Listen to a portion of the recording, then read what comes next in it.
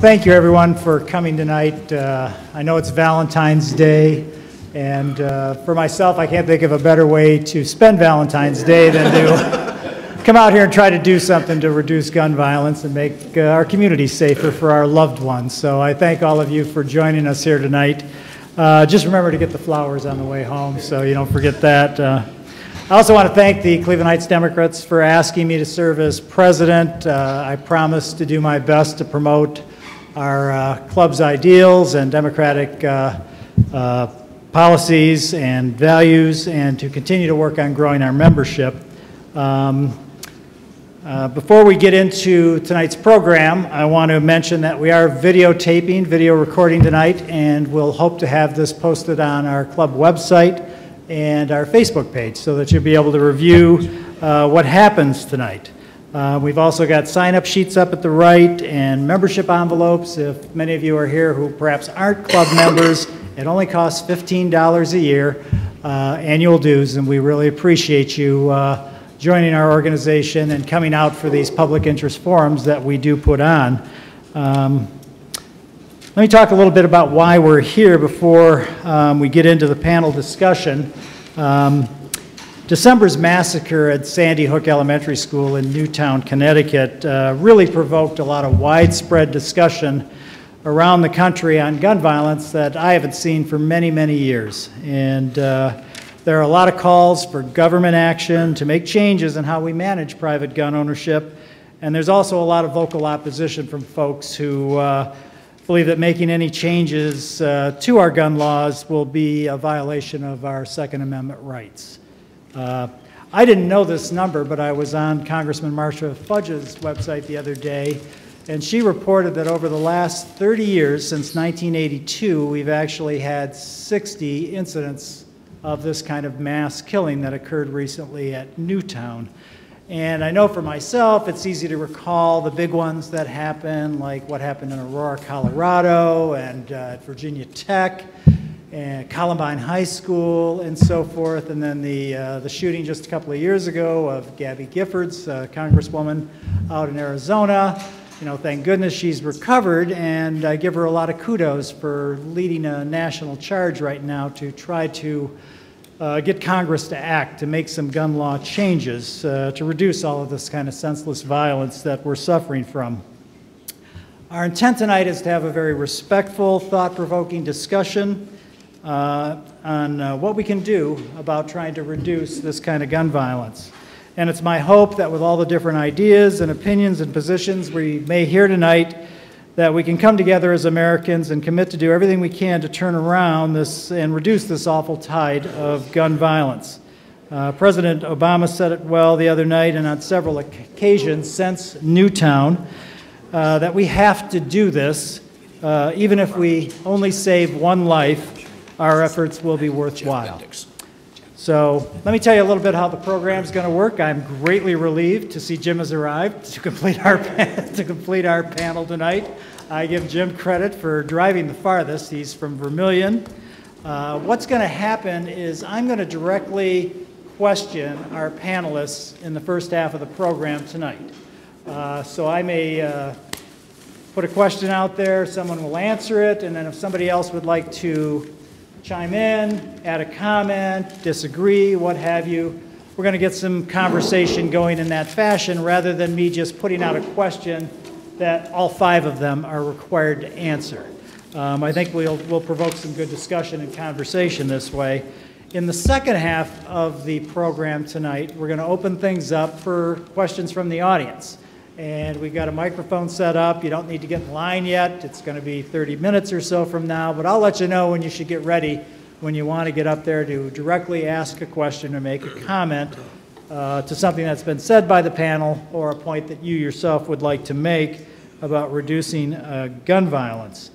So without any further ado, I'd like to begin by introducing our panelists, and I'll start with Jeffery Bendix, who's right here raising his hand. Jeffery's a local journalist who's the senior editor of, I'm going to find it here, of the Medical Economics magazine. Jeffery's been published extensively around the country. You You can read stuff that he's written in the New York Times, Washington Post, Wall Street Journal, Chicago Tribune, and the Heights Observer, amongst other great publications. Jeffery is Jeffery is a journalist. He's not a medical doctor, even though he writes about medical economics. And he had an interesting piece in the Plain Dealer that caught my eye in January on a strategy for reducing gun violence, and so we went out and got him for this panel. Next to him is Tom Schmida.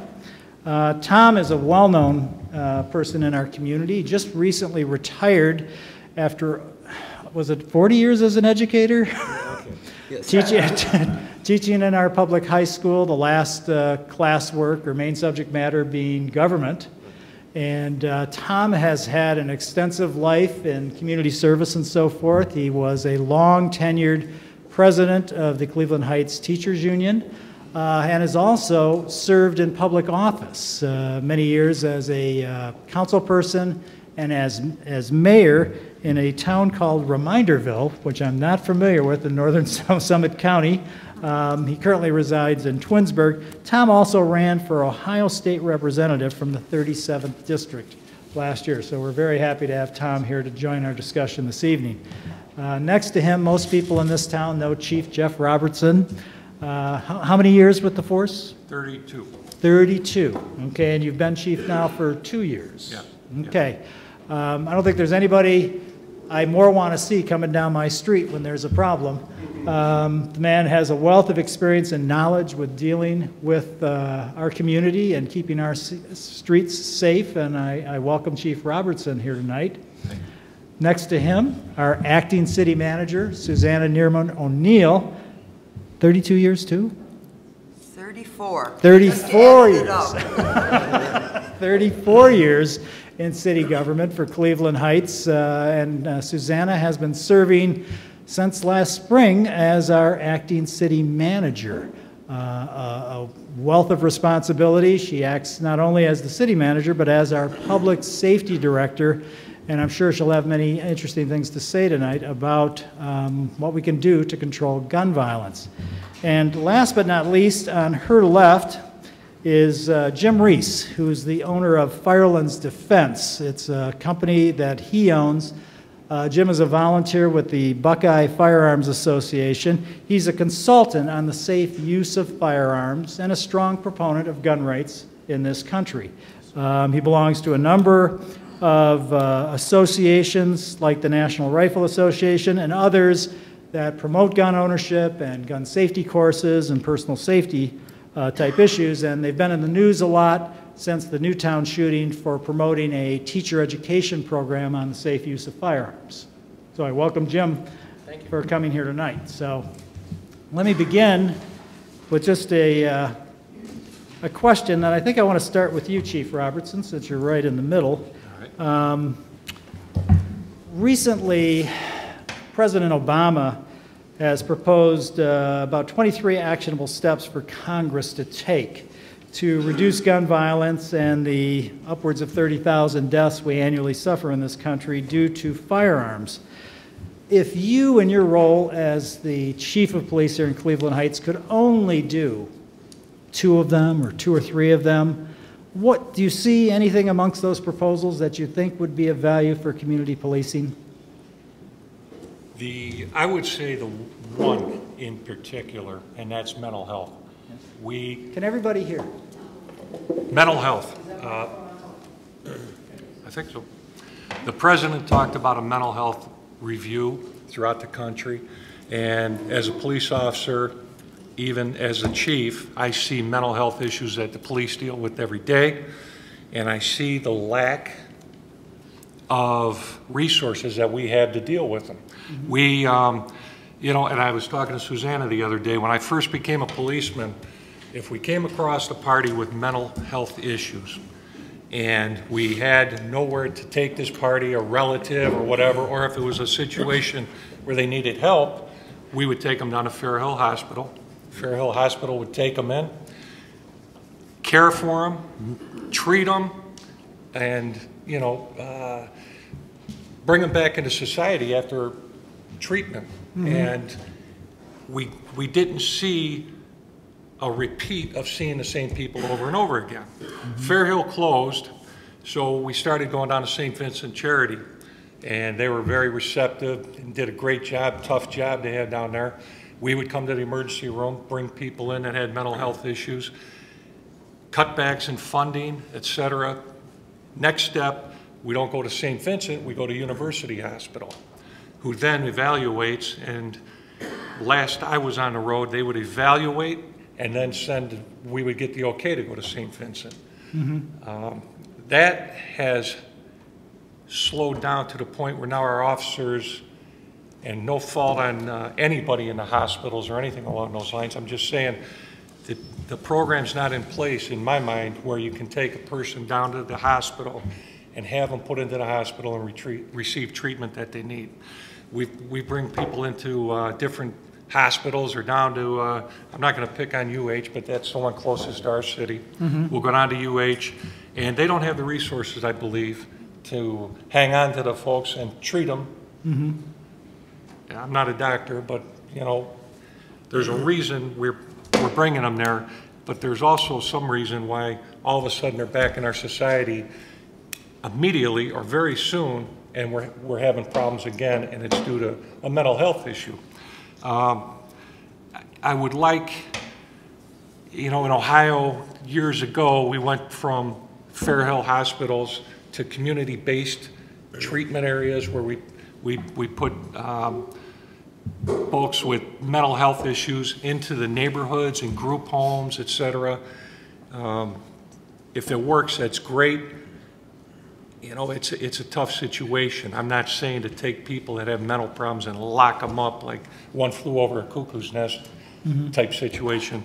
I'm just saying that there has to be more resources put towards the people that are having these issues. You know, Jason West, who was a policeman that was on my shift, and I worked with him for a long time, was murdered by a guy in this city that had mental health issues.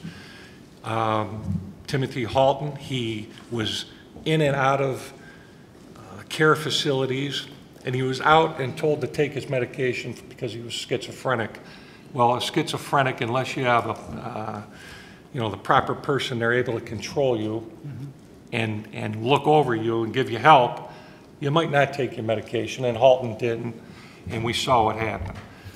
Chief, you know, in view of what you're saying about the need for mental health treatment for so many of these folks that you are dealing with, can you assign a percent or estimate how many of the people that you're dealing with who are breaking a law with a gun, how many of them are having mental issues? What's the percentage? I really, off the top of my head, and I don't have those statistics, no. But there are cases where that's occurring. It's not overwhelming number, but it's enough. If you have a person who has mental illness with a gun, you got a real problem. You know, we have criminals with guns.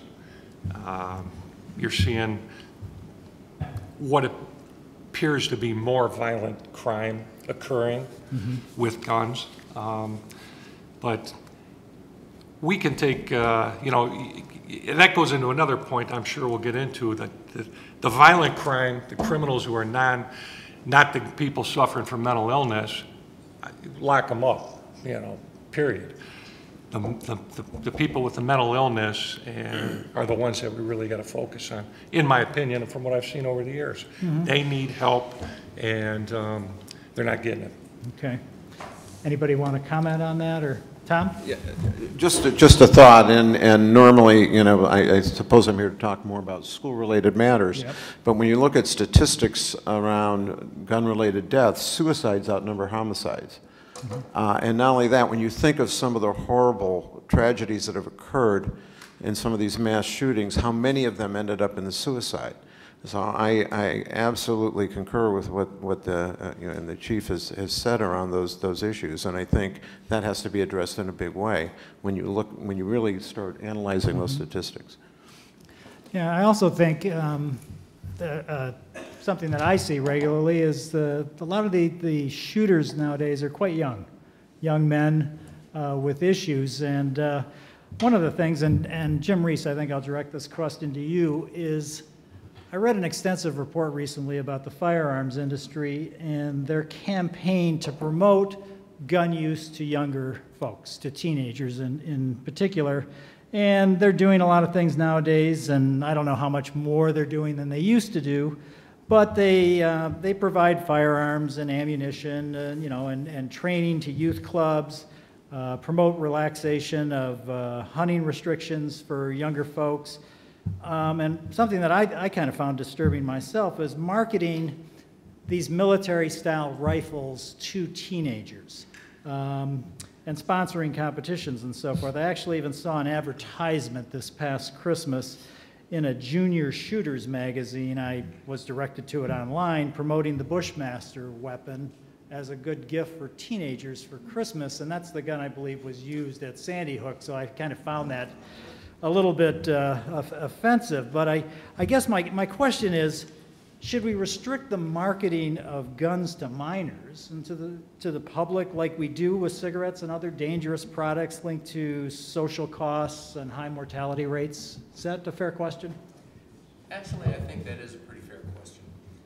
Because quite frankly, I personally would have found an ad of that nature offensive also. You got to remember, the folks that I work with teach responsible gun ownership. We teach people how to do it safely. Which is really the focus of my business. When it comes to dealing with the youth and teaching youth, the NRA has programs. I've had the opportunity to teach some younger people in the 4-H program, and we teach them in a safe environment, as an example at Camp Perry, with the civilian marksmanship program. Those people who are going to be engaged in the shooting sports in the future are the young people of today. So it's good to teach them responsible gun ownership, the proper way to handle it, et cetera, et cetera. As far as marketing an AR-style weapon to children, I'm adamantly opposed to that. But there's another twist to this that a lot of us don't think about, and that is when it comes to the young people. We don't even have to market weapons of that nature or rifles of that nature to young people. They're already pretty familiar with this. They're familiar with the video game format that we have today. This past week, I had an opportunity to do something I have not done. I sat down with a friend of mine, and I want you to know I played one of these video games. I was terrible at it. But golly, was I terrible. These kids just whooped my butts. But these young people are using and getting the view through the sights, the same sights that I see when I'm shooting my AR platform. These young people, and you hit on something else that's very important, these young people who are going in and committing these rapid mass murders in these schools, if you look at it, there are some common points in there.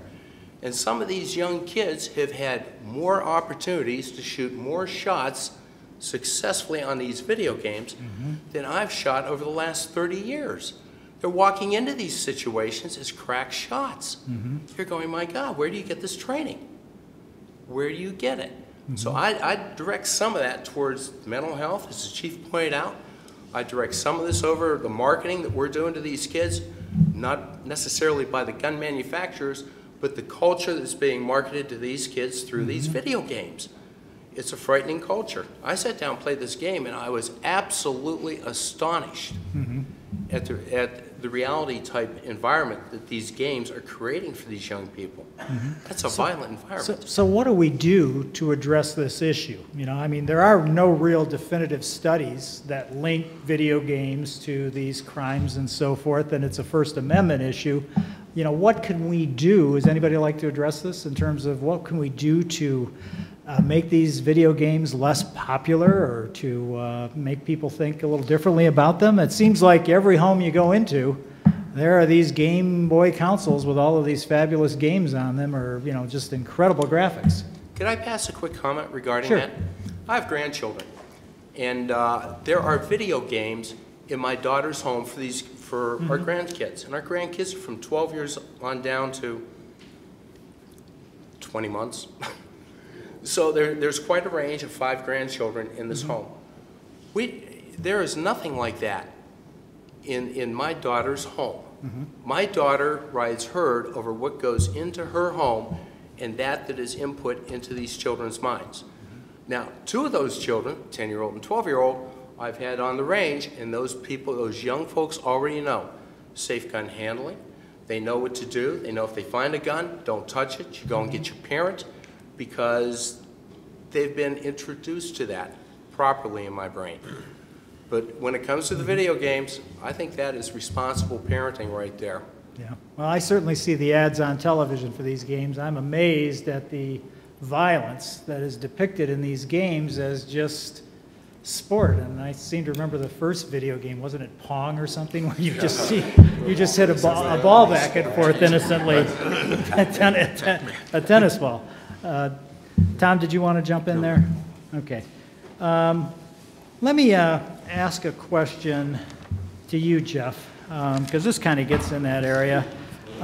President Obama has instructed the Centers for Disease Control and other federal agencies to conduct research into the causes and prevention of gun violence. And this follows a 17-year freeze on this research due to strong, well-funded opposition by the gun lobby in Washington. Why should the public support or oppose this kind of research? Well, I think the public should support it for the same reason that the public would support research into cancer or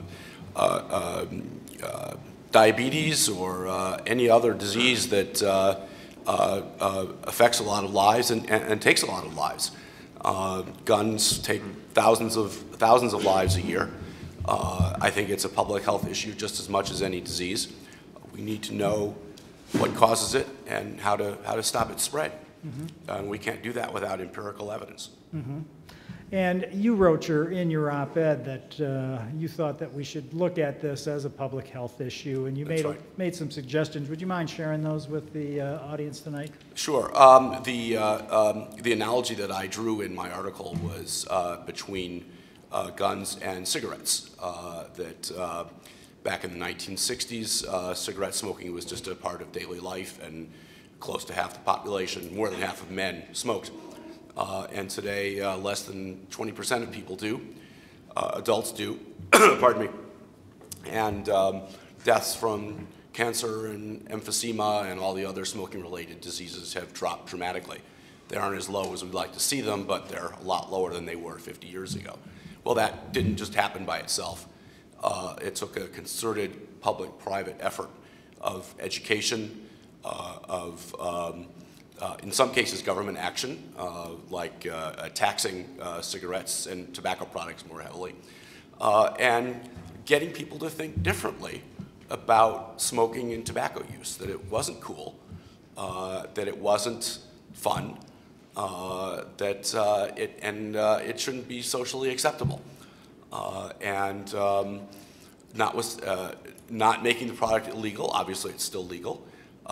Guns are legal and they're protected by the Second Amendment, but I think there are lots of analogous things we can do to change our attitudes towards guns and gun violence.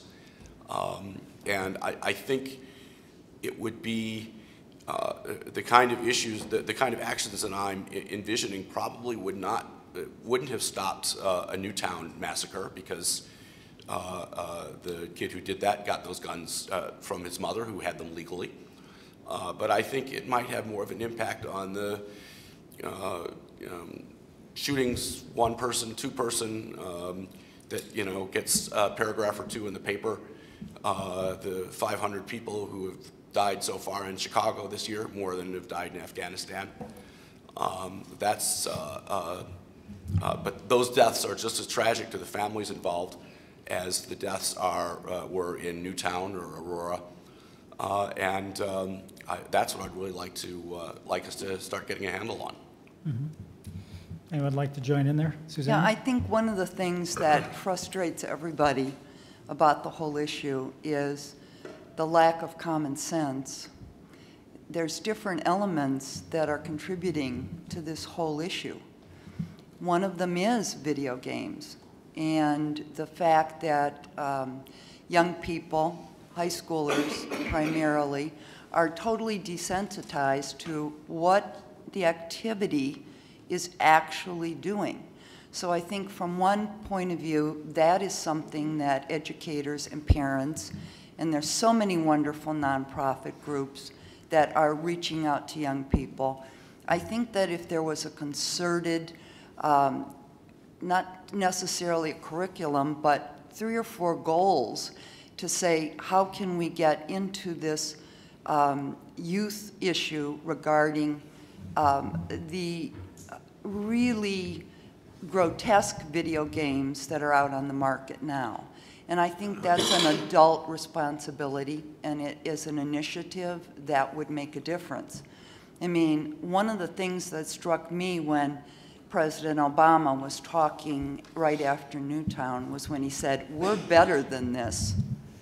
And I think everybody who heard him say that, no matter what side you are on the issue of the laws regarding gun control, we are better than this because we're smarter and we can figure out these different initiatives.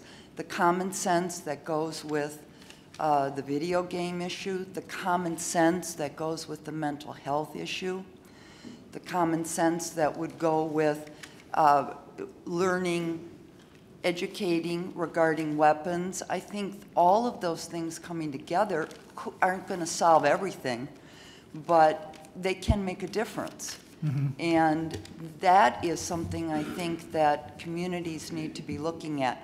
What is the one little piece that I can do that is going to make a difference with that part of the issue? Mm-hmm. And I think we're better than this. Well, let me ask a question about one little piece of that. And I'll direct this to you, Tom, as an educator. Following Sandy Hook, the NRA chief, Wayne LaPierre, declared that the only thing that stops a bad guy with a gun is a good guy with a gun. And that we should have a police officer or other armed persons in our schools to protect our children from deranged shooters. I mean, this is a thing, a proposal that's out there. Interestingly enough, in 1999, following Columbine, President Clinton advocated a very similar program to assign police officers to schools around the country and claimed that 2,200 assigned officers in 1,000 communities heightened school safety as well as coached sports and acted as mentors and mediators for kids in need. What do you think of this idea of having armed guards in our schools? Well, I think one of the concerns, and I think this approach has been brought forward too, and I want to dispel it right away, is that the concept of arming teachers, which is a really bad idea in terms of, or even having a few teachers in the building. I think that when you add guns to a school building, it just heightens the potential for more problems, in my view. Historically, though, when you look at school security, and I'll use our district as the Cleveland Heights University Heights district as a good example. Initially, the issues occurred among students, not in terms of gun violence, but just in terms of managing behavior in the schools. So what we saw were the assignment of security monitors in the high schools and then the middle schools. And as of this year, I believe we also have security monitors assigned in 2 or 3 of our elementary schools. And of course, Sandy Hook being an elementary school, I think the thinking has shifted not so much around internal problems among students or between students and teachers that may have violent outcomes, but intruders. And in terms of what we saw in Sandy Hook. I think our district has done an admirable job in terms of security training. All our security monitors are OPADA trained. We've seen, I think, a lot of advancement in terms of professional development around that issue.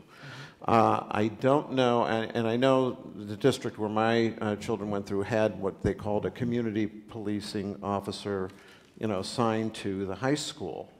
And that still goes on.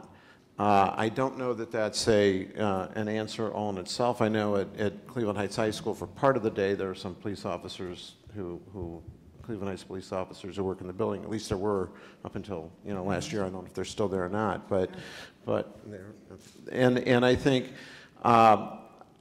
in my view, I think that the relationship piece is key. It gets into that, how do you, as Susanna said, this piece where every part of the community can interact, whether it's the police department, the security staff at the high school, know the students. The security staff, other than the community policing officer at my kid's high school, wore red blazers, told kids to take their hats off, and got paid $7 an hour. I mean, it was not effective. So these security personnel that you mentioned in the high school, separate from the police officers from Correct. the city, and what you mentioned in terms of the elementary school, are they armed? No. Okay. No. And I don't think that's an answer either. I do think, given the situations that we've seen over the recent years, it would be helpful to include a security monitor presence at all our elementary schools. Mm-hmm. And that includes some situations that have arisen with parents or adults. It could be over custody issues, those kinds of things. And I think that would be a smart move for the district and districts everywhere. Okay. Anyone else? Jim? Just a quick comment on it. Did I press the right button? Did I get it? I got you back on. All right. With regard to the armed teacher program in the state of Ohio, Buckeye Firearms is a very strong supporter of that. Mm-hmm. It's a voluntary program, and so if teachers wish to sign up, we're more than supportive of them. We're paying through the Buckeye Firearms. I'm trying to think of the right term for the son of a gun. At any rate, we're nonprofit. We're paying for the first 24 teachers to go through the training.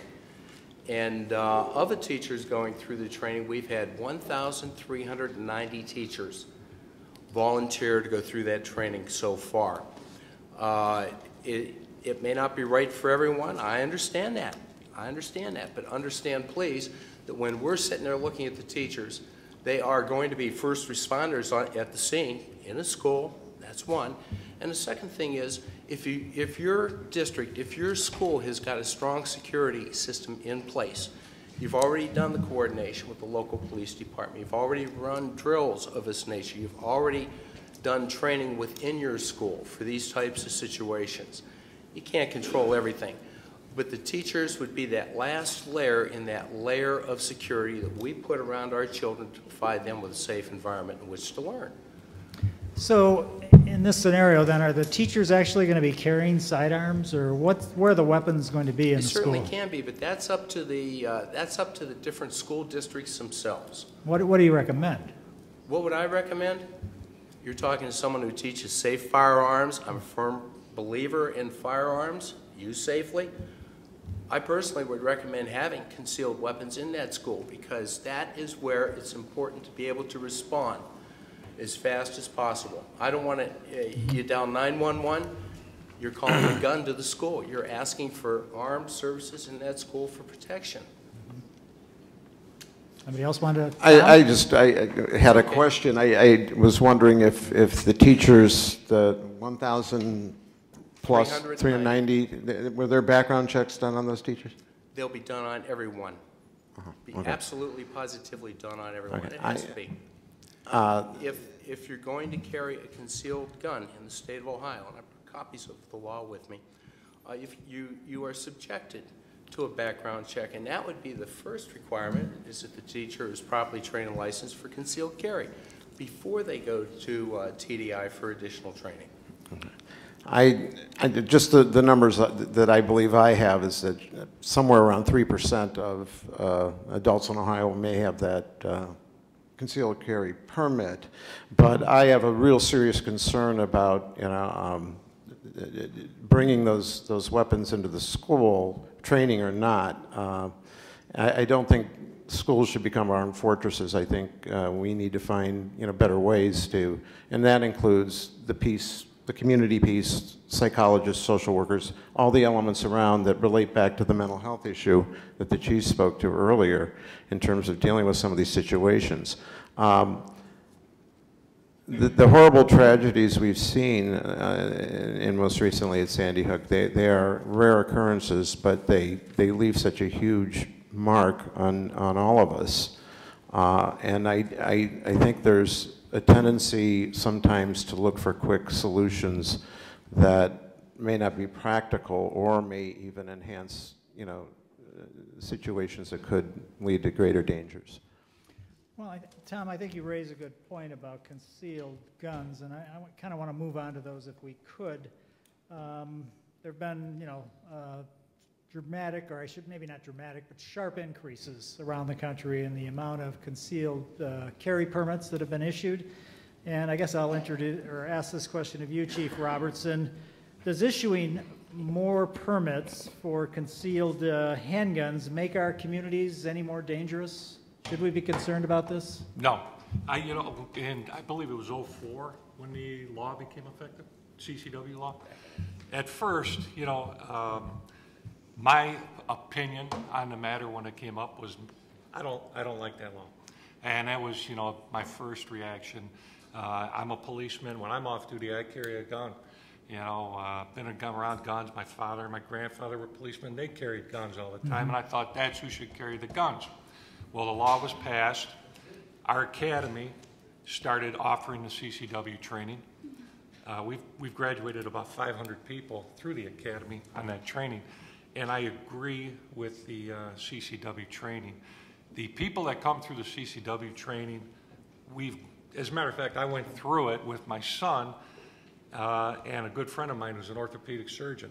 We've trained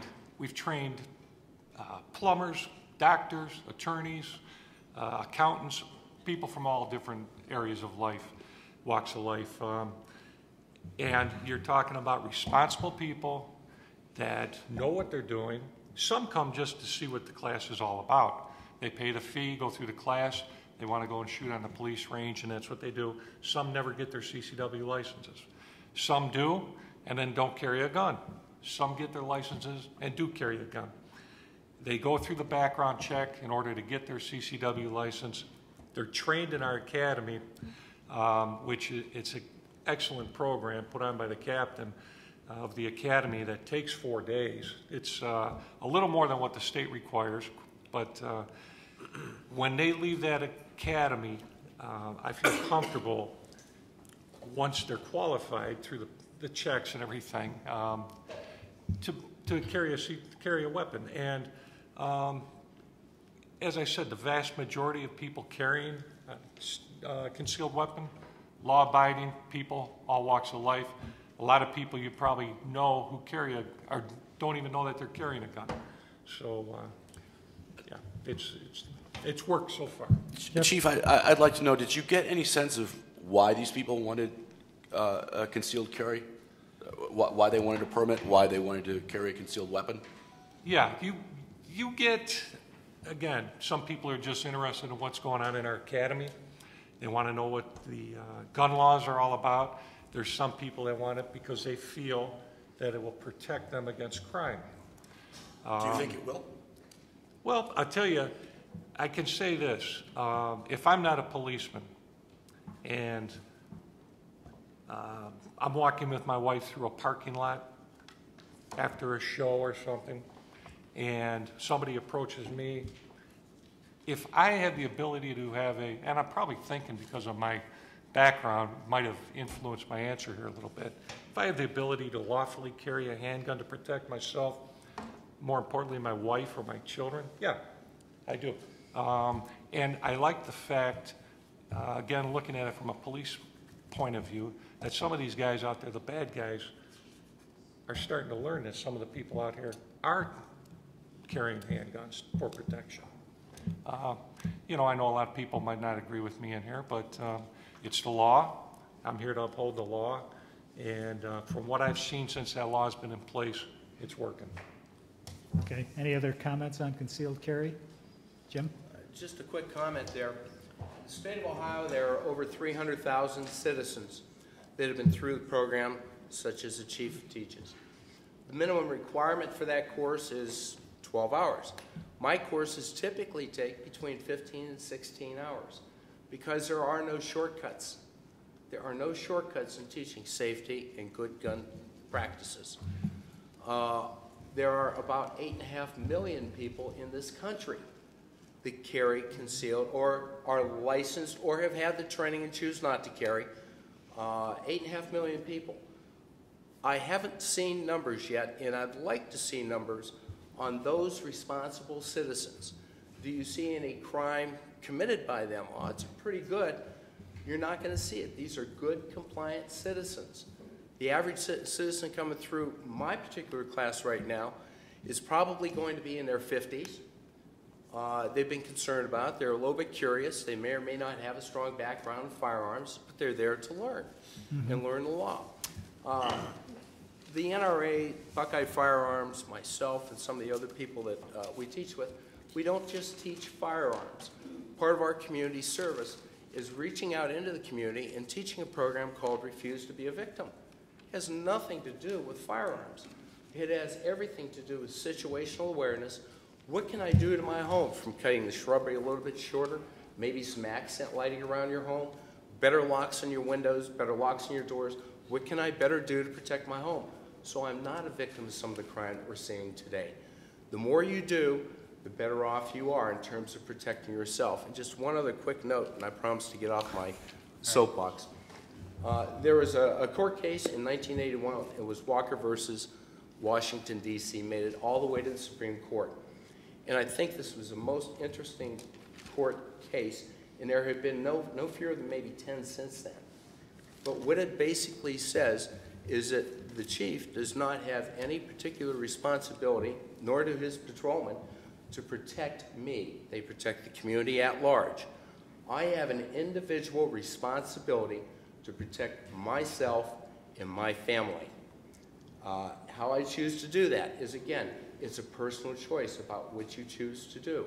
From hardening your home, putting in an alarm system, doing all the things to protect your family. But I'm a staunch believer that if you're going to be personally responsible, owning a firearm is only part of that responsibility. All right, well, Jim, let's move on to... Have you ever considered running for executive director of the NRA? Geez, you think I could do it? Yeah, I think you should. No, I'm doing what I really want to do, and that's reach out to the community to help people better understand. There are a lot of good, compliant citizens out there who happen to own firearms, who happen to own them for a lot of different reasons, from hunting to target shooting to competition to personal defense, you name it. A lot of good reasons to own them. Did I mention collecting? All right, let's change the subject a little bit. We were joined a short while ago by our state senator, Shirley Smith, and I've read that recently Senator Smith intends to introduce legislation banning future sales of so-called military-style assault rifles and ammunition magazines. Okay. Hold the applause. Ammunition magazines with greater than 10-round capacity, and asking current owners of the weapons to register them with the state. In view of the very high numbers of people killed by guns in this country and the frequent attacks we are experiencing from gunmen armed with these weapons, does this unreasonably infringe upon the rights of Ohio gun owners? Who wants to take a shot at that? Go ahead, Jim. I disagree with that type of legislation. And I would urge people to sit down and think a little bit about what we're calling assault weapons today. Assault weapons are what people are terming, again, this is more of a press term than anything else, is one that might have a pistol grip, might be black, might have a stock that extends in and out, and it might look a little bit frightening, especially if you don't handle that type of a gun. Well, the truth of the matter is, they're semi-automatic rifles. Semi-automatic rifles, you can go buy at Walmart if you wish to. You can buy a Ruger 1022. Mm-hmm.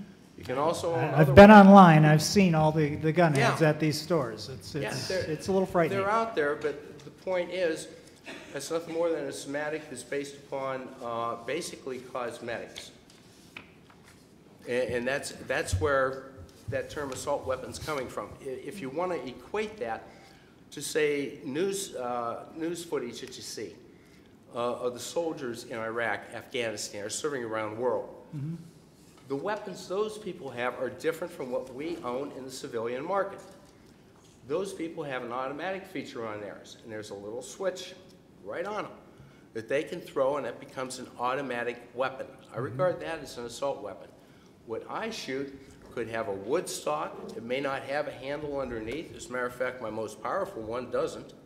But don't get hung up on semantics. The term assault weapon, whenever you see it today, doesn't necessarily apply to what we're seeing. Right. Well, Jim, let's get on that point about not getting hung up on semantics. You know, the weapons that we do have that I think Senator Smith's legislation is going to address are the kind of weapons used at Newtown. You know, that was a semi-automatic weapon that he had to pull the trigger repeatedly, but with the large capacity magazine was able to inflict a lot of damage extremely rapidly, which is typical of these cases. What's wrong with restricting these magazines so that a shooter, a deranged person, you know, with help minutes away, you know, in terms of, you know, the police being able to respond to take this person down, what's wrong with making it harder for them to get so many shots off so quickly? As you might imagine, I'm somewhat proficient at changing magazines. Okay. Still got to slow down and change it. Still got to slow down And that's when they took down the guy who was shooting at Gabby Giffords. His jammed. His jammed. Yeah. And that magazine, as I understand, did jam. Whenever it comes to Newtown, I still haven't seen anything definitive other than news reports that most of us have seen with regard to what was used inside that particular school to commit that crime. It's a person here, mentally disturbed obviously, stole someone else's guns, murdered somebody before he got there, stole a car, broke into that school and committed murder, and then on top of that committed suicide. I think if he had a gun that held 10 maybe, I don't think it would have made much difference. Maybe not. Unfortunately. Maybe not. Again, but maybe, I don't know. What would be the harm, though, in, say, putting that kind of a restriction on to try to do something when so many people out there are stating that they believe it would make a difference, even if it saved 1 or 2 lives at a scene when somebody couldn't shoot quite that rapidly? I would just bring up a statistic. Jim mentioned the shooting in Arizona and the Gabby Giffords event. The little girl, 6 years old, who was killed, she was killed in the 13th bullet. There were 32 bullets fired in about 15 seconds. And she was killed by number 13. So I absolutely stand in favor of the senator's proposal. Anybody else want to jump in on that one? One of the things that I find very interesting, because you brought up a court case that was, you know, kind of defined these rights, I find the Heller versus District of Columbia case of particular interest. You know, and I know the Buckeye Firearms Association had Mr. Heller pictured on your website holding his weapon, which I didn't think was the greatest picture to put on your homepage, but anyways, in the Heller versus DC case, that where an individual sued the District of Columbia, which banned the ownership of operable handguns in a home. Case made it all the way to the Supreme Court in 2008, and the Supreme Court overturned the District of Columbia's ban on these handguns, saying it was a violation of the Second Amendment. But one of the things that the court was very clear about in that case, and I think it was Justice Scalia writing for the majority, is that Second Amendment rights are not unlimited. And this is a quote. Specifically, it's not a right to keep and carry any weapon whatsoever in any manner whatsoever and for whatever purpose, nor should the court's opinion be taken to cast doubt on long-standing prohibitions on the possession of firearms by felons and the mentally ill, like we've talked about, or laws forbidding the carrying of firearms in sensitive places, such as schools and government buildings, or laws imposing conditions and qualifications on the commercial sale of arms. Jeffrey, you kind of touched on this a little bit earlier as a public health issue. You know, we regulate cigarettes. We just bought a new car. I had to have it licensed and registered, and I pay to register it every year. And it doesn't seem to be a difficult process to do. Why shouldn't we take steps like this to try to save a few lives here in the state of Ohio and nationally around the country? No disagreement from me. Jim, I'm going to put you on the spot I just again. want to say real quick, I'm sitting here not saying anything. I'm your police chief, and I enforce the laws, uphold the Constitution of the state and of the United States. So that's why I'm not going to come out and give my personal opinion unless I get fired up a little bit, but I probably won't do that. But, We don't want you to go anywhere. no. I just wanted to go back real quick about the teachers in the schools. I think what you have to look at is the situation or where the school is. I don't think Cleveland Heights is a good fit for teachers having weapons in a school. It's densely populated. Chardon, we had a tragedy out there last year. As a matter of fact, it's probably almost a year Yeah, today. we just had the anniversary. Okay. You know, there's probably situations or schools, and I know out in, I believe, Iowa, Montana, somewhere out, maybe Texas, where they're talking about doing that. I think you got to look at, you know, you can't just say, nope, that's not a good idea, or yep, that's a good idea. There's a whole lot that goes into it. I just wanted to throw that out there. Well, Okay. and, you know, the issue of teachers being armed redefines what a teacher is. And I think before something that is so serious and so manipulative of who they are and what their responsibilities are, that has to be discussed by all of the unions, by all of the people who care about schools and care about children. Because the thought of being at a point where the teachers are in such a situation that they would be armed to protect, you know, that's a very different issue. I do want to mention something I did read that the chief is talking about, that there are areas in Texas and Arizona and in the West where your school could be 70 miles away from safety forces. And yes, there are different situations that have to be addressed. And again, I just think there's a common sense piece here. Americans do have the right to own guns, and that is their right. And as the chief said, many people that we know have guns for various reasons. They have that right. But the piece that we have to address is what is creating this other situation that is pushing this violence across our country. It's not necessarily people who have the right to have guns. It's the influence on young people and people in our country to create the violence, and that's the piece outside of the right to bear arms. I think that's very important for people to acknowledge that there are rights here, but there's also this right that we come together and solve issues that are creating the violence. And I know it seems insurmountable, but you can pick it away by having certain strategies for certain areas. Okay. I want to do just a check-in here for a second. It's about 8:05. We've gone on for about 40 minutes. Are there going to be a lot of audience questions? Could I just have a show of hands? Apparently, yes. Okay, I'm going to do one more question for the panel, and then I believe we've got a microphone over on the other side of the room that we're going to want people to line up at to go ahead and ask questions. So let me throw this last issue out there. And that is, with so many of the gun deaths in this country, regardless of whether they were suicide or criminal activity, what have you, seem to be a much higher preponderance by handguns than rifles. Shouldn't our efforts be on handguns if we want to get a larger reduction in the amount of gun deaths in the country? Jim? Wow. Boy, that had a target right on me, didn't it? Well, you leaned right into that one. I know I did. As far as handgun control and things like that, the compliant citizens, the people who have their CCWs, the people who go through the NRA courses, they're not your problem. They're not your problem. We need to address the criminal problems that we're having out there between our drugs, our culture, and the things that allow this.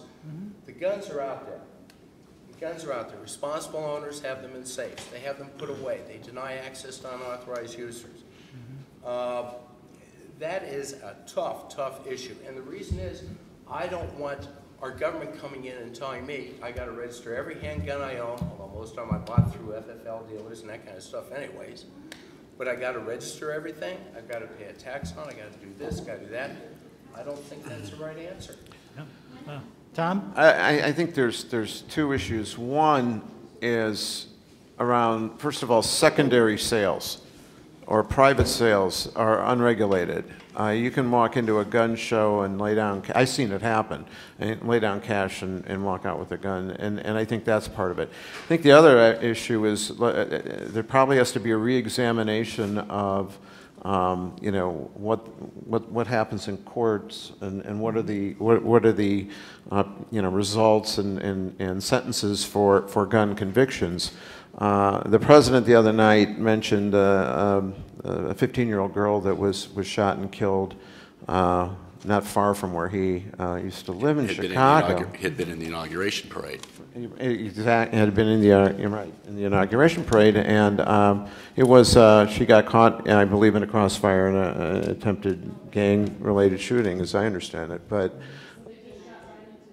well, I think they arrested the individual who said, well, she was there, you know, but apparently, from what I read, he had a previous gun violation, was on probation.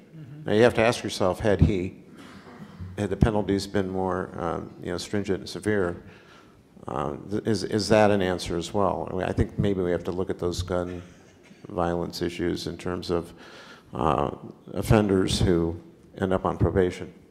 Well, and I think that brings up an important issue, and I'm going to turn it over for audience questions here right after this comment and maybe a response from you folks. Many large cities and communities that have problems with a lot of gun crime, like Chicago, for example, they have what are considered restrictive gun laws versus the surrounding communities or maybe the nearby states. And one of the problems and frustrations Chicago has is you might have a criminal, like the shooter in this case, who is barred by law from getting a gun in the city of Chicago, but he just goes to the next friendly border where there's a gun shop set up who caters to that trade.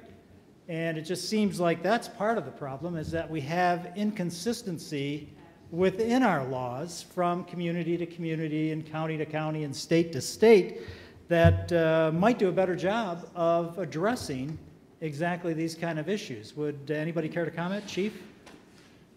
If you're prohibited from having a firearm, you can't buy it anywhere if you're going through an FFL dealer. Right. Of course, as was mentioned, right now there's a gun show loophole where I've seen it. I've done it. I'm a gun collector. My son and myself, as a hobby, collect World War II weapons. I've seen at gun shows where people have walked up, people that I've seen in jail, as a matter of fact, but they might not be prohibited because it might not be a felony that I've seen them in my, you know, over the years, buying weapons from another person. All you have to do is show your license and show that you're both from the state of Ohio, so that it's not an interstate transaction, and you can purchase a weapon. What about communities like New York, where so many of their guns used in crimes come from Virginia and South Carolina and places like that? Yeah, and you know, in my opinion, again, I can only give an opinion as a police officer, and I'm working with, for instance, the federal government now, with the ATF. When you're arrested and you're a gun violator, you're going to jail as far as I'm concerned. No ifs, no ands, no buts, no plea bargaining. I'm not going to accept it. Now, that doesn't mean that some of these cases get slipped right past me. And, but I have, for instance, everybody knows about Forrest the dog who got shot. We got that case, and I had more phone calls on the dog than I had on shootings of people over the years, but that's okay. We got the guy. Federal government came in because he was a prior felon and took the case over. I'll tell you this, that's one of the first times the federal government's come in, which is good, and we're starting to work together more. We had another case just recently where a felon in our city accidentally shot himself. Well, he's in possession of a handgun, which is a disability because he's a felon. The federal government's taking that one over. These guys are looking at 10 years in jail. You know, if you want to stop a problem, you know, that poor young girl that got killed in Chicago didn't get shot by a law-abiding citizen. She got shot by somebody who was illegally in possession of a handgun. That guy should go to jail. One thing I think we can do is make it easier to track the guns. I think a large proportion of guns used in crimes come from a very small number of places. And the way the laws are now, I believe, it's very hard to track where guns come from, and takes an enormous amount of resources from police. We have a program, every department has a program. We put a gun in, and it tracks where that gun was purchased. Now, it might get lost when it goes to a gun show. You know, if you locate a gun, you put it into the system, it'll come back and say it was bought at ABC gun store on September 4th, and it was purchased by this guy. That's where you start looking to see where that gun came from. There are ways to track them. Could they be better? Probably. Is that true of every gun sold in the country? Every gun that's sold to an FFL dealer, yes. Okay, but obviously lots of guns aren't. Well, every gun is, but then it might be resold differently. Yep. You know. Yeah, you sell it to me after hours or whatever. We're going to open things up for questions from the audience now. What I ask is that when you come up to the microphone, tell us your name and where you're from, and then give us your question and maybe identify if there's a particular person you'd like to have answer that question. Go right ahead, sir. Okay, I'm Terry Hockenstedt. I'm from Shaker Heights. I hope it's okay for me to be here. Absolutely. Thank you very much. I have a comment followed by a question. Obviously, this is a multifaceted problem with multifaceted causes.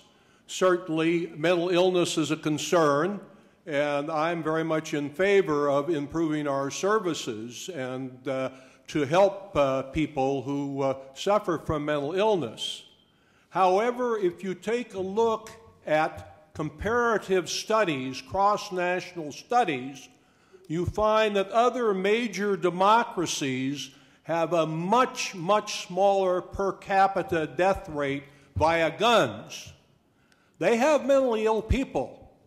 Take a look at Norway last summer. Terrible, terrible massacre in Norway, a mentally ill person. However, the per capita death rate by guns in Norway is way down as compared to the United States. Australia had a very high gun death rate until new legislation was passed about half a decade ago, and their death rate from guns has gone way down.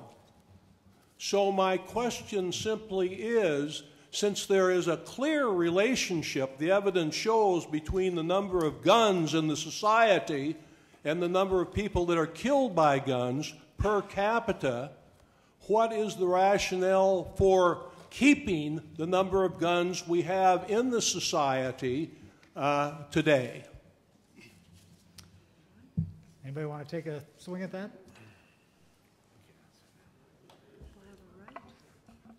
All I can say is the Second Amendment gives you the right to have a handgun or a weapon.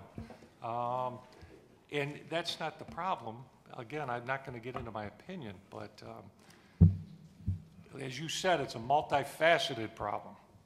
Mental health, society itself, the glorification of violence in music even. I don't want to sound like a Fox News reporter, but you listen to some of the music, some of the kids that we interact with in today's society, and some of the, we monitor social media on some of the guys that we're following, that we know that are criminals, etc. Some of the things that you see in that venue are unbelievable. Things that, 30 years ago we didn't have.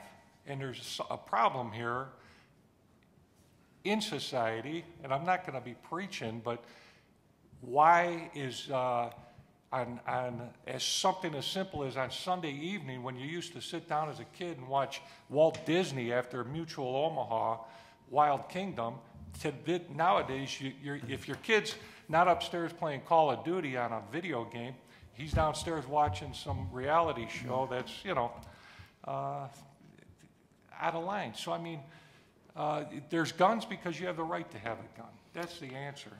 But Chief, just you made the analogy of the Walt Disney program, which I remember fondly from 30 years ago or whatever. I wish it would come back on. Well, 30 years ago, we didn't have 300 million guns on the street now. Maybe we had half. 30 years ago, as I said earlier, I can remember walking into Woolworths, and they had M1 Garands on the shelves for $35 a piece. Wow. An M1 Garand's a World War II rifle that holds 8 rounds, 30-06 ammunition.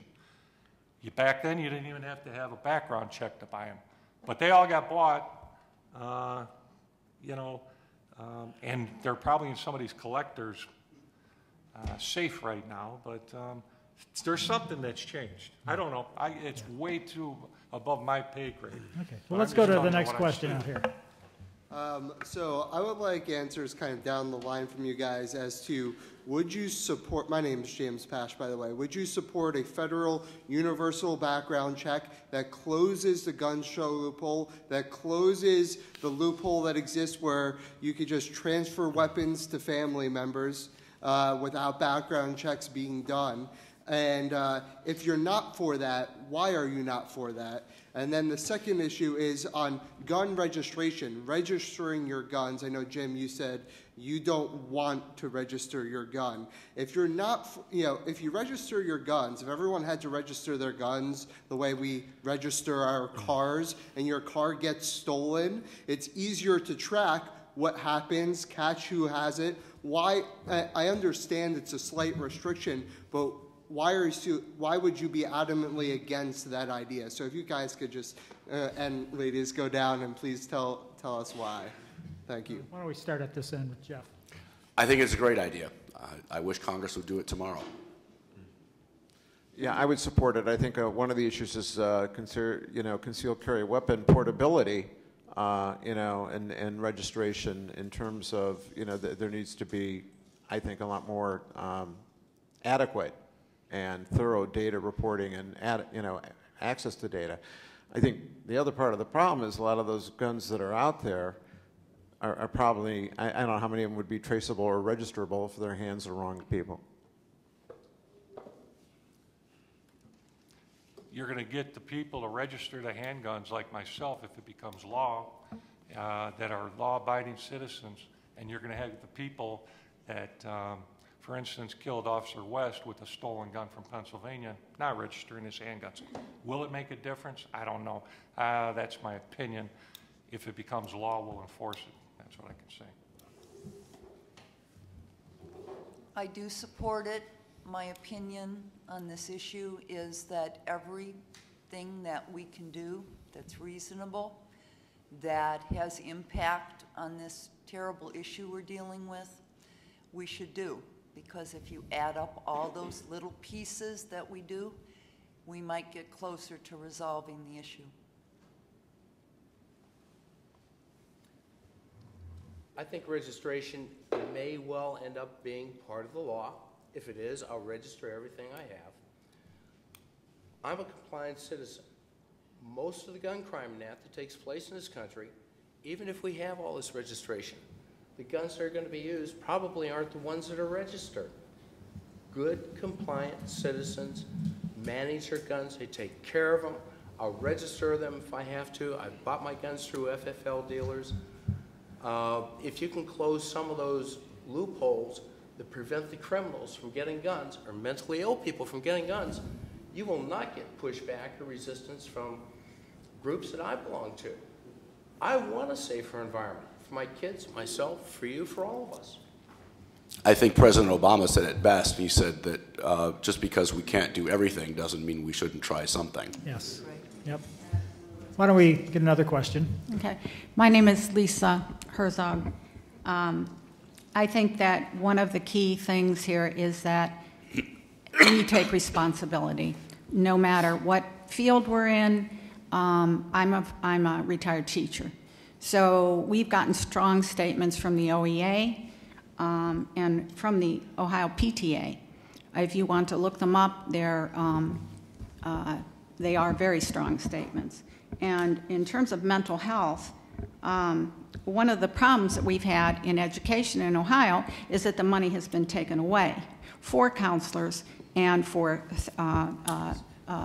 psychologists. These are people that are the ones that are going to recognize the symptoms. And there is a training program actually in Ohio that's being offered through Attorney General DeWine's office that does not involve training to handle guns by teachers, that talks about how you recognize these symptoms in troubled children.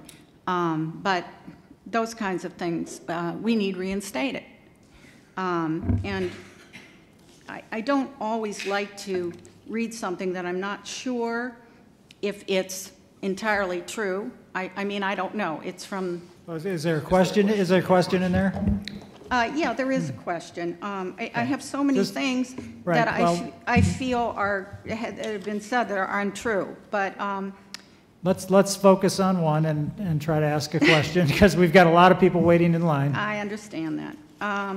My question is that the weapon that was used at Newtown has been outlawed in the new law in New York. Mm-hmm. And in response, 3 gun makers have decided that they will not sell that gun to sheriff's departments, or since they can't sell them to people anymore in New York or Washington, D.C. or California, they will not sell them to police departments or sheriff's departments. And I wanted to see how the chief and this gentleman felt about that. Okay. Chief? I haven't heard that they're not going to sell those weapons. The police department has those weapons. We have the semi-automatic ones, and we have some fully automatic weapons that are in our arsenal. I don't know why they would do that. Trying to make a point, it's a poor point, but I mean, if anybody should have those weapons in the long run, it should be the police. Yeah. Like I said, no, I have not heard that. Is that Bushmaster or, pardon me? It was on NPR. Oh, okay, I missed it. NPR. National Public Radio. Oh, National Public Radio. Yeah, I know, I was just there last month. But at any rate, I'm on board with the chief. I want the police departments to have the latest, greatest technology to prevent these kinds of situations. I feel safer knowing they've got the kind of firepower that they need to enforce the law and prevent some situations, maybe like we did see at Newtown. Mm-hmm. So I have no idea. I haven't heard anything like that before, but I want these guys to have it. They're the good guys. Mr. Barron. Russell Barron. I'm concerned about the phrase first responder.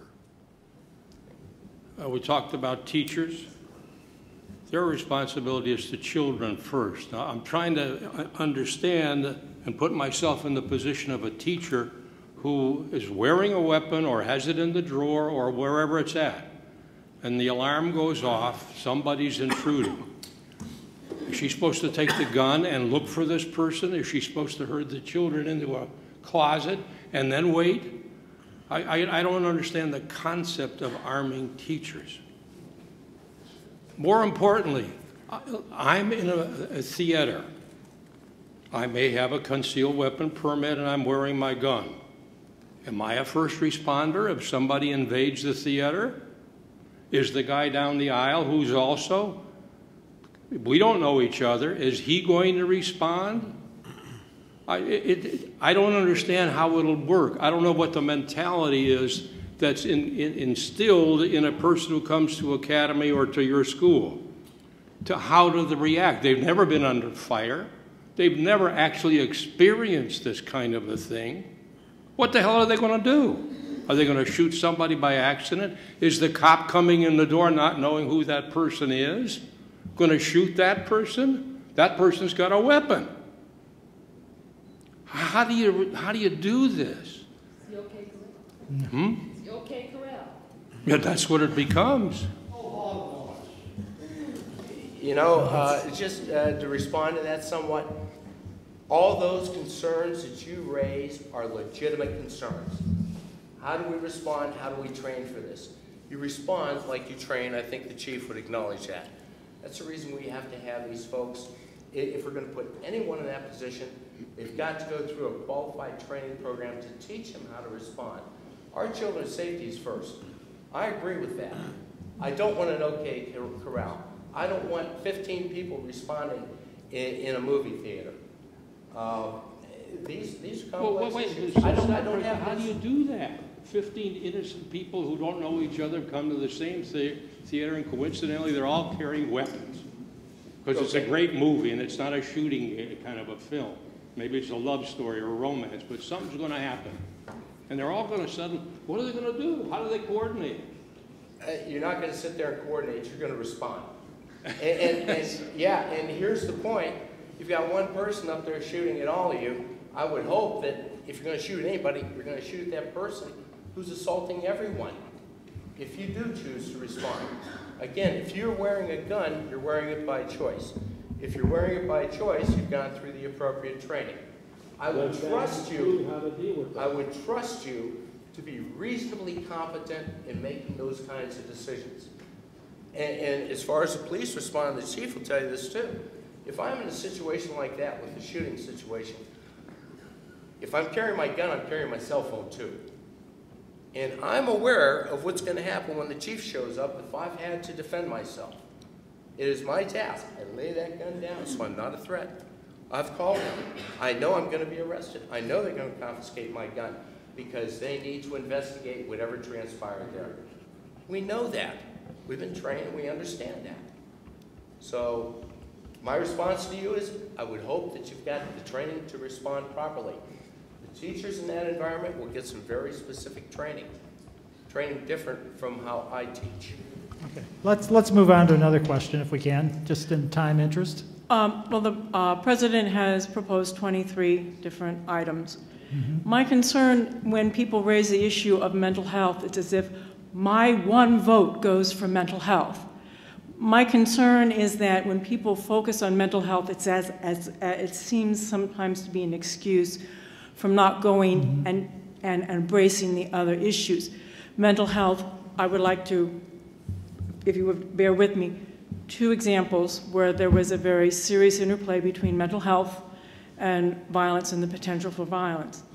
My daughter was friends with 15-year-old Penny Chang when she was gunned down at the intersection of Lee Road and Van Aken in 1999. That was a young man who was treated for his mental health illness, but he purchased a firearm, a pistol at a Medina gun show, and then he used it to kill her.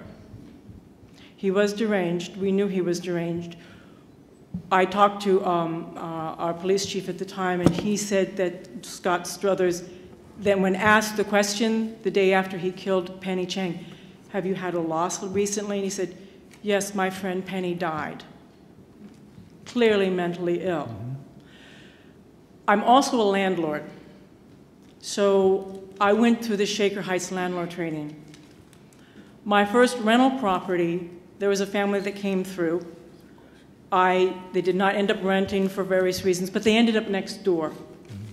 They ended up with an 18-year-old boy who scared my tenants out on the front lawn in his bare feet shouting.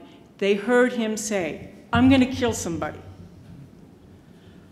I got involved. I called the police. I called every single agency that I could think of.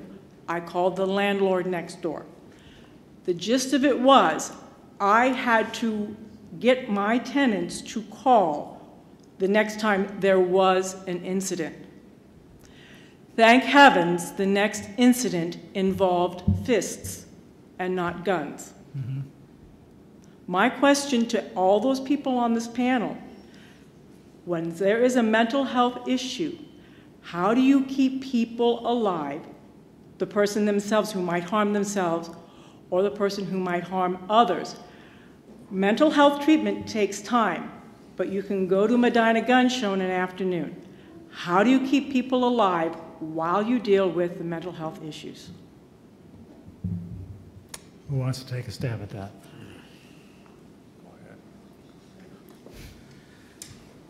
That's an incredibly, in my mind, an incredibly complicated question. I mean, we can't, I think it would depend on the diagnosis. We're also dealing with privacy issues.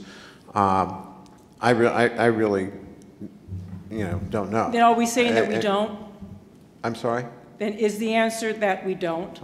No, I think we look at what kinds of, preventative measures that might start, in at early ages, but I don't know in situations that you described, other than, doing some draconian kinds of laws to incarcerate these folks. I worried that 18-year-old next door was going to go to a Medina gun show and buy another gun the way Scott Struthers did.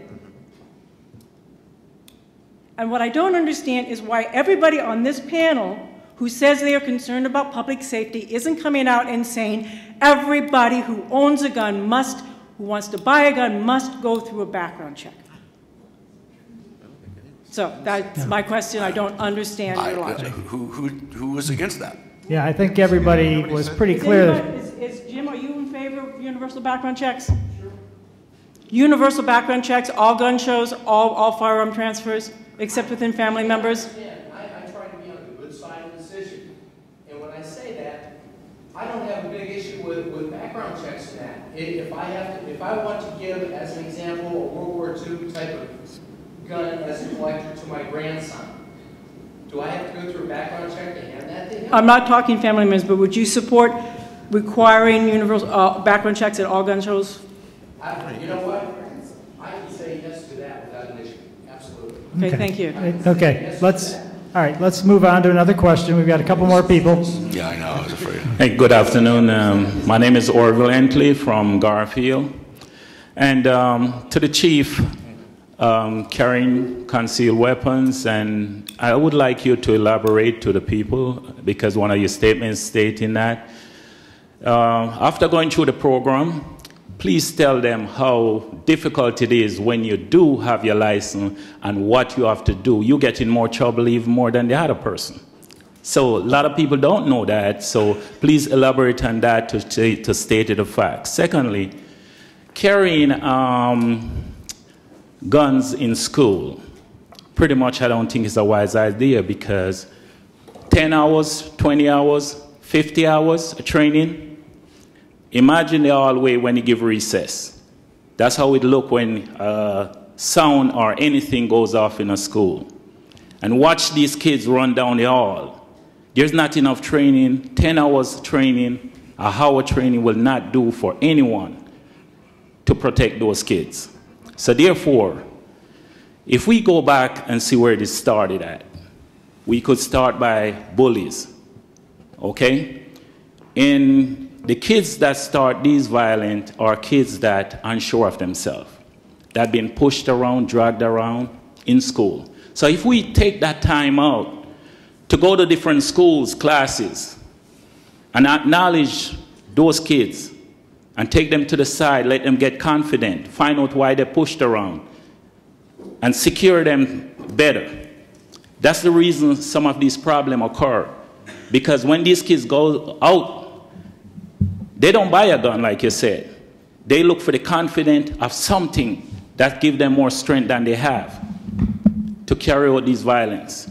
Okay. So therefore, I think there's a question in there somewhere. You started out talking about concealed guns, yes, and permits and so forth, and now you've kind of drifted into bullying in schools, yes, and how difficult it is to manage those situations. We need to get to a question. We've only got a few minutes left. Go ahead. Go ahead. Your question on the CCW and the people getting into trouble, I didn't understand that correctly. Yes, the CCW license, when you address the stating, a lot of people who have CCWs do not go to the classes and they do not carry a gun. And the main reason people don't understand that they don't carry a gun, and a lot of people don't do it, because the laws with you carrying a gun is even more deadly than walking the street freely. So they don't know that. So the laws when you're carrying a gun as a licensed CCW holder seen? The NRA, can you answer the, yes, when the laws about it? I think I know where you're going at that. And anyone in this state who's gone through the training needs to be compliant with the Ohio concealed carry laws. It's part of Ohio Revised Code, and it gives you a lot of opportunities to get into trouble and become a doggone convicted felon for no good reason. I'll give you an example. Traffic stop. The chief pulls me over. I go through a red light.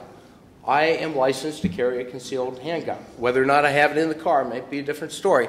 But I have a responsibility, according to Ohio Revised Code, to advise the chief that I am licensed as a concealed carry person. The chief would likely ask me, are you carrying a gun? And my response is yes, and he would say where, and I would tell him. If I fail to do that, and the chief walks back and I just hand him my license, and it comes up as a concealed carry, okay, as having the authority for concealed carry, I'm in a heap of trouble. I stand a chance of becoming a convicted felon at that point for non-compliance with the law. And it's all right here. You're held to a higher standard. You have more responsibility. When you put that thing on, you are responsible for it. Okay, we're going to just take a couple more questions. There's 3 people up, so we'll cut it off after the last woman in line. If we could have your question, please. Thank you for having this discussion. I was shot in Cleveland Heights in 1988. For anybody who's old enough to remember back then, 2 guys approached me. I got shot through the neck with a .22, so I'm partially paralyzed, and it took years to recover. So this stuff is real. You said you don't think we know how many people are walking around carrying. I don't think you know how many people are shot or threatened with a gun. Average people, normal people who are around. The second thing is I don't think anyone answered the very first question, which is other countries have mental illness, other countries have everything we have.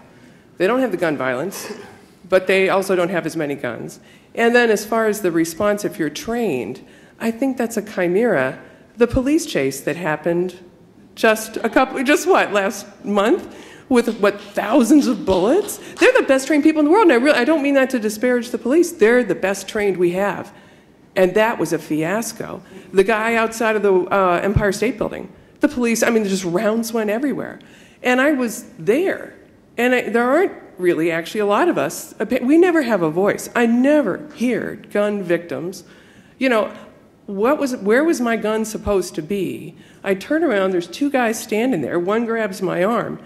I could be armed where? Armed how? It's an imaginary protection. The odds that you would actually be in exactly that moment armed and able to respond in exactly the right way, I think is absolutely... It is something that it's a fantasy that people are telling themselves, and it still boils down to guns. Yeah, there's a Second Amendment right, but it's not an unlimited right. And I just feel like this voice needs to be out there. Have you seen somebody really well trained respond? You're a chief, you're in the gun world. Has anybody ever seen that really work out? I'd love to know.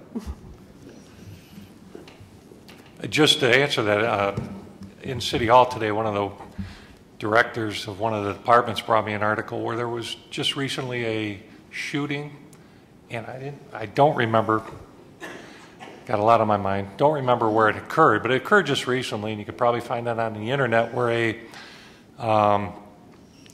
guy went into a store, attempted to kill his girlfriend or something along those lines, then went next door into another area and was going to shoot other people, and he was shot by a guy that was carrying a handgun. I think that guy was an off-duty policeman, but I'm not sure. Yeah. I haven't personally seen where a CCW carrier has thwarted a crime myself.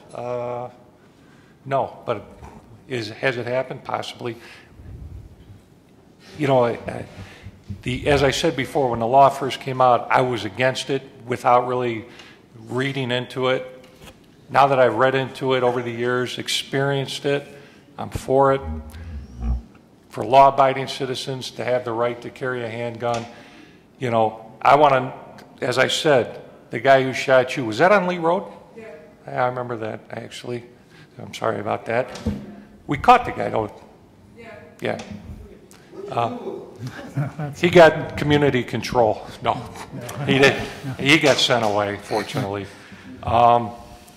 Can I chime in here a second? Because I think the points you raised are very good, and there are many of us, including myself, who don't feel a need to own a firearm. I don't feel safer having one in my home, and I believe the statistics and studies that show that if one's there, most likely it's myself or my wife or somebody in my family is going to get injured by the presence of that gun. So even though it's legal for me to apply and have a concealed weapon permit if I should choose to, I think I would pass the background check and all that, I really don't feel that it's going to make me any safer. And I find it ironic that so many of the legally owned guns in the country, the legally owned guns, are owned by folks who don't live in our high crime areas. And I don't know if it's just fear or the culture of living more rural. I know like some of our western states have very high gun ownership versus the eastern states and so forth. But I think we can all make a choice, like I did, to just say, you know what, I don't need to have one in my home. I feel secure enough without it. And without a gun. The guns used in the killings in Newtown were all purchased legally. Yes. By the kid's mother. Yeah. We don't know why she had them, but we know they were legal. She enjoyed shooting, target shooting, from what I read about her, and she never imagined that her son would turn on her in her sleep and kill her in her bed with her own weapons. Nobody ever thought of it as a high crime area. Yeah, absolutely. She lived in a very wealthy area. Kumar. Kumar Sikdeo, University Heights. I just had a couple comments, and if the panel could respond to them. First of all, the OK Corral has come up a couple times. I think it's worth noting that the reason for the OK Corral is because you had to leave your guns outside of the town. And they took offense to that, and that's why they started shooting each other. So the idea that you could carry your gun around wherever you want is really a modern concept that really is not grounded in history. My other comment was really about the general lack of definition of the problem. Are we trying to prevent more Sandy Hook shootings, or are we trying to prevent more gang violence or random acts of violence in people's homes? What is the overall problem that we're trying to solve? Are we trying to, if we're trying to limit assault weapons, then that's a separate problem than the types of gun violence that's occurring on our streets in inner Cleveland. So when we're having these discussions, I'd like to see more of a firmer concept of the problems that we're trying to address and directing our solutions towards those specific problems. Now, the other thing I'd like to mention is that a lot of times we're talking in vague concepts. We're not actually talking about the actual numbers. We have to realize that over the past 100 years, more guns have been used in killing people than in all our wars combined in the history of this country. And that's just a reality. Now, the other thing we should talk about is that in past year, I'll use the numbers from 2011, we had 30,000 deaths from guns. 21,000 of those were gun suicides. Mm-hmm. Only 8,000 of those were gun homicides. Right. So in defense of the pro-gun agenda, 8,000 deaths ranks really, really low in overall deaths in this country. And we don't have panels on car accidents, medical error, and other types of deaths. But as a physician, I'd really like to see us discuss those things because those are problems as well. Mm-hmm. Now, the other thing that I'd like to mention, a couple of the points that were brought up by the panelists were, so the focus on mental health. There is no statistical evidence to suggest that people with mental health are more likely to commit acts of gun violence than those without mental health. So again, as a physician, I'm concerned about the stigmatization of people with mental health issues that might actually discourage them from seeking out good, appropriate mental health care. Again, the other point you brought up about video games, if we're defining the problem as mass murders, which is the number of deaths over 4, over the past 20 years, that number has been relatively constant. And that's back when we were playing Pong. So the idea that video games is contributing to all these deaths is really a made-up concept. The only thing that has increased is the amount of media coverage that really makes it seem like these things are coming out of control. But it's really been consistent for the most part over the past 20 years. And then lastly, I'll just make my final point. The idea that guns being introduced into the situation makes it safer is just completely not based in reality. The whole idea that having a gun makes you safer is not true. If anything, the person most likely to die from a bullet and a gun is first yourself, second, someone you know and love, second or third, the person you might know, and fourth, and way, way, way fourth, is the bad guy. So I just like to throw that out there and let the panel respond. Kumar, thank you for your comments. Do we want to do that or just go into the last question here? I think we're getting pressed for time. Why don't we ask the last question and then we'll all respond? Yeah. Okay. Ma'am? My name is Chris Eggert. I'm a resident of South Euclid, but I'm the senior pastor of Disciples Christian Church here in Cleveland Heights. I have two questions. They're very specific and they're related. One is, I haven't understood from what you have said about the concealed carry weapons. I understand you have to take training for that. Do you have to have a reason or just the training? No, you have to show an interest. As a matter of fact, okay. Next week we have a CCW class that's going on in our academy. On the 18th it starts, and anybody can sign up for the training. Okay, so anyone who wants to carry a concealed weapon can do that if they take the training? No. Anybody who wants to take the training can do that. You have to complete the training, pass the test, pass the range qualification, and then pass the background check in order to get the permit issued to you. Okay, Say you go down to the county sheriff, once you got the training and the certificate from us, that does not give you the right to carry the weapon. You have to take it to the county sheriff, and they will run you through on a record check to see if you're a prohibited person. Okay. Okay. Real quick on the last question. We do have to close because we got to leave. I understand, but what I'm asking is, if you qualify and you've taken the training, you do not have to have a reason. No. Okay, that's all I was asking. Okay. My second question is this. We had an incident at our church last fall when a man who had been attending the church was attending church that morning and was carrying a weapon. Now, I don't know if he had a permit or not, but do we have the right as a church to ask that no one carry weapons into our building? Absolutely. What you should do is post at all your doors. We have. Okay, then you call us and he can be arrested. Okay. If he violates that, and he would be arrested and charged. And it's kind of a off-the-wall charge in a way, but he was charged with trespassing. Now he's violated a CCW law, then we can put in with the sheriff to have his license revoked. Okay, and so even if he has a CCW, or anyone, if he has a CCW permit, we can still say absolutely you cannot carry come in in. church. All right. That's part of the law. That's one of there's 10 different places you can't bring a gun if you have a CCW permit, and one of them is where a placard is on a door. For instance, you see them here, but this place is a city-owned property. It's prohibited. But any private business can put those, any church, put that placard on there. As long as we have the door, we have the right to say that no weapons. Yeah. That's correct. Okay, that was my question. Thank you. Thank you very much. And thank you to our panelists this evening.